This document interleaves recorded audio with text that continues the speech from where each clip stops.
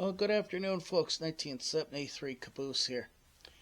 We had some bad luck hit us back on May 17th, right after Chester on tracks. The layout that you've seen in a couple of my videos, the real nice one with the Bachmann Easy Track, fell apart this past May because the scenery got wet, and we wound up replacing it with this layout. Picked it up down in Westfield for a good price.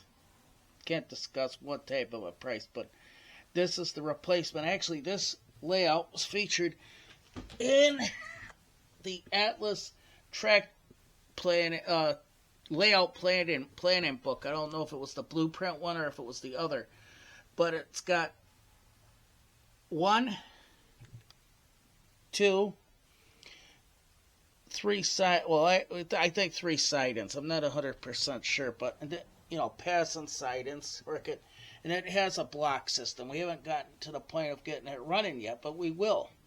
We wanted to do everything in one shot today, but the weather was not going to cooperate. It started raining a little bit, then it stopped, and my son's got a schedule he has to keep. So basically, this table is pretty damn heavy. It's got scenery, as you can tell. It's got bridges, a small lake down there, some roads, a nice bigger tunnel compared to the other railroad that I had, and that pile of stuff way over there, not the shingles, but on the other side there, that wood right there next to the sledgehammer, was what was left of the layout, because in the process the wood warped because it got so damn wet.